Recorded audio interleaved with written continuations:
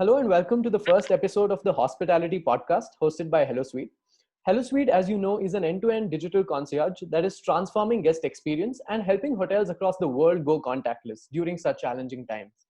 On the podcast today, we have Sanchita. She is a seasoned hospitality professional with over 17 years experience in the hotel and services industry and has previously worked in varying capacities across brands like Mahindra Holiday and Resorts, JP, ITC, and Taj Hotel.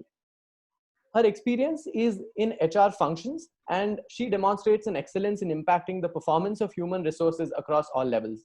She is currently a senior learning facilitator at the Indian School of Hospitality. Thank you so much for joining us today. Pleasure is all mine, Rishi. Thank you so much for having me on board. So, I think to kick off our discussion, I just want to get your take on the hospitality industry as it is right now. What do you think is the single biggest challenge that the industry is facing?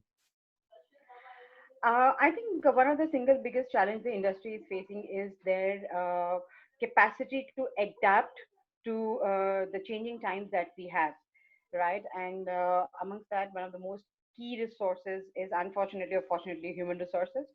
So sustaining talent, being adaptable towards training development of this talent with understanding what is the new norm today, right? So new norms are changing every day. There is a different look on the horizon every day for every place. So yes, the challenge will remain in how fast we adapt to the new changes happening. All right. What do you think is the has been the impact on, as you mentioned, human resource? So the impact on salaries and employment for members in the industry.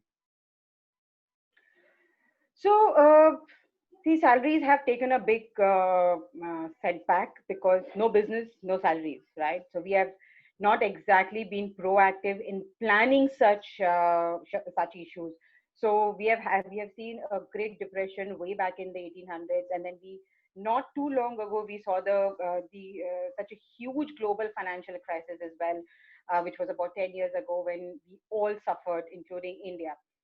And we planned for that moment, but we didn't exactly get into the future, as in if something like that happens again, how will we do, how will we plan, how will we sustain, right? So I think this is also a great eye opener in how we can streamline all our processes, whether it is a payroll process, whether it is a recruitment process, whether it is a sustenance process. How can we make sure as corporates to ensure that our employees do not have a difficult time sustaining themselves, which is what I think with this whole economic shutdown we have seen, we have suffered. And what we can do best right now is to ensure that we are planned better in future. All right. So I think how challenging do you really think it'll be for hotels to gain the trust of guests? Because we are speaking about so many parameters, but would trust be something really crucial? And if hotels really have to gain the guests' trust, what measures should they take?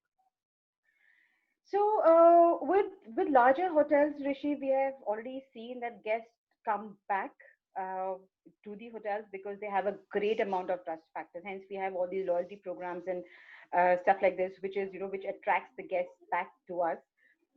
However, with the new norms setting in, the trust factor will definitely be lopsided in favor of hotels which have already had that brand behind them, and the guests trust the brands to make sure that the hotel industry to make sure that they will be looked after in a safe and secure environment. And I think the new norm, which is changing every day, with every passing day we are seeing so many new things happening, so many developments happening on the front of COVID as well. So we are constantly adapting ourselves to the new norms, and the guest knows that he's a very educated person. He's reading all the news, he's reading everything which is happening, he's noticing, he's taking note of everything which is happening around us and how it is affecting. So the guest himself or herself is very aware about what he or she should be really careful about. And having said that, the hotels are leaving no stone unturned to ensure guest safety precautions. The teams are being trained to ensure, whether it is housekeeping team, whether it is front office team, whether it is F&B service team, whether it is a security team. Every part of the hotel is now gearing up to ensure that the guests are going to be safe, because you know what, their neck is on the line right now. Their reputation is on line right now. So yes, the Mhm. industry is ensuring that the guest feels comfortable and safe from the time that he comes into that security gate into the hotel premises. So it's a collective effort. There is not a single department which is not working towards ensuring guest safety and satisfaction. Great. You mentioned established brands and larger chains. My question is now on digitization and the level at which digitization has been adopted by these chains. Because even in the pre-COVID era, in the luxury hotel segment, we have seen that some players use technology and such tech-based applications for their services, and some still didn't. Do you think that this trend can continue, or we will see all hotels, irrespective of their category, adopting digital methods to provide the service and the safety that you were speaking about? Um, my gut feeling, and from what I'm seeing around, every hotel chain is going to adapt to being more technology savvy. And I think tech is the word to go at this point of time. And with social distancing norms in place, and with people being extremely careful about what they're touching, what they're feeling, what touches them. So, though the hotel industry has been all about the personalized services which we can provide to our customers, however, to a great extent, this personalization is going to uh, be in partnership with technology advancements across the board. So that's how we see the new norm. So can you just give me some examples of what places you think technology can especially help that maybe the industry was not relying on as much before? So I'm just probing more into the use of technology. No, absolutely. So one of the things when we talk about guest-facing areas, the front office, the check-in counters, right? Earlier, smaller hotel chains were using, especially international chains. If you go there, they had their individual check-in kiosks where it was absolute tech-savvy kiosks, right? You go in, you put in your name, you put in your reservation number, you get your key card, you go to your room. There is no touch feel interaction at all anywhere, right? However, that was something which was not adopted by larger hotels. But today we will see this whole concept changing. If we come to food and beverage service, we'll have order takers. We've already seen so many examples coming up now where you just see the new go in technology, and they will say there are robots coming and taking your orders, right? So you people will actually all the service staff will come up with their order takers will come in on the on the iPads and equipment like that, where they will use that those services. They will have dummy waiters coming in, so a lot of smaller restaurants which are more crowded in nature will adopt to these kind of technologies. More machine operated cleaning processes will come into picture at some point of time. So most importantly, we used to have training rooms, which is the internal customer is utilizing those training rooms to train themselves. You would have 10-15 people sitting in one room, and there would be a session going on. Whereas we will still need a learning and development department to ensure that your L&D happens, but in such a manner that these people are not in huge cohorts present in a particular place, whereas you can do this online. So which was a privilege earlier will become the norm now, you know. Mhm. So that's how I see technology coming into the hospitality space, and everything being chased or be behind is the tech environment, which is used to deliver upskilling, used to deliver more training, more content Right. to people. Yeah. That is some really interesting perspective that you have shared with us.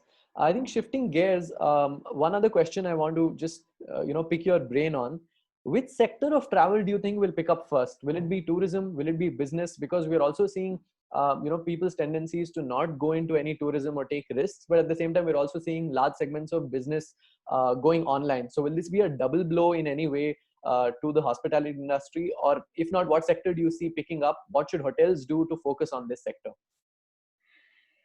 See, Rishi, from what we understand of the situation in the market currently, you see, the pandemic is taking its toll in a different way. Whereas we were looking earlier at flattening the curve country-wise or state-wise, country-wise, now it's become state-wise. If you look at how Delhi started off, or Delhi NCR region started off, the pandemic hit worst in the Delhi NCR region. right? However, now it's shifted gears. You see more of it in Maharashtra, more of it in Karnataka, more of it going towards Bihar side, towards the insides as well. So it is not going to be the same for everybody, is what I can make out of this, right?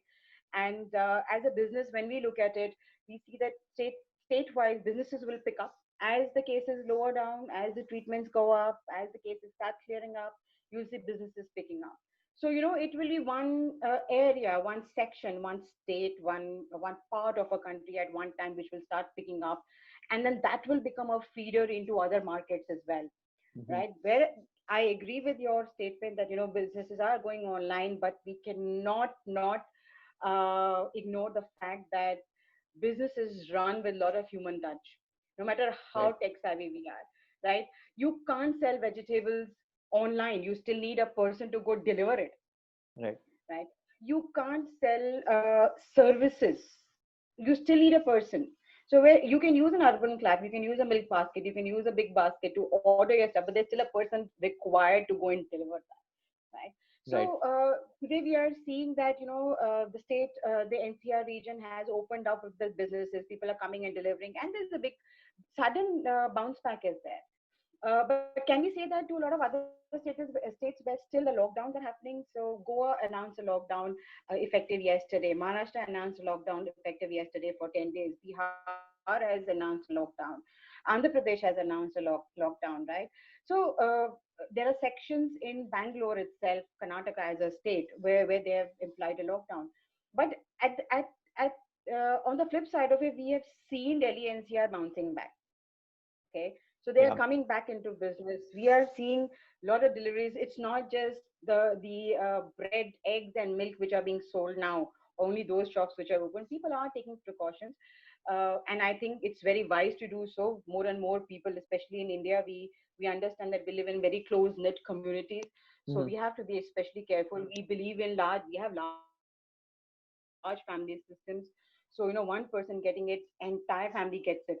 So we have to have cognizance of the fact that you have to take precautions. But yes, businesses will bounce back. They will become feeder markets to tourism, and we live in tourism world, right? So Right. state-wise, city-wise, I'm sure it's going to pick up in that order. Right, right.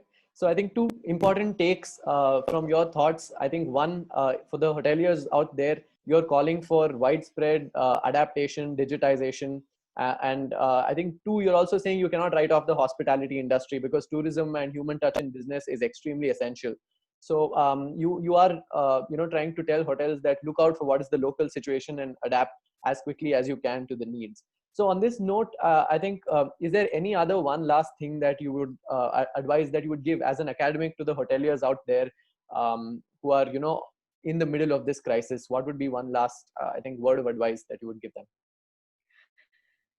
See, one of the most important things that as an academic person, I have realized, and that's my personal opinion as well, something that we believe in ISH, which is the organization I work for, is that, we need more and more people who are educated, who are smart, who think in a very modern way, who are very tech savvy, who are Gen Y, who are millennials, who are trained in hospitality, and that's what we do. We have a vision for future. Our students, we are making students who will be effective managers, and we have put down all our cards, all our bets on that, because we know that we are very confident of what we are giving out to our students, what knowledge we're giving out to our students. So we need more and more Mhm. managers in place who are able to adapt themselves to technology, adapt themselves to new norms, have that access to information and the right training in place, which will take away a lot of stress from the organizations as to you know ideas, ideology behind being creative and being adaptable in the new circumstances. Absolutely. Yeah, Great. Thank you. Thank you so much for joining us today and giving us your valuable insights. my pleasure, Rishi. Thank you so much for having me over.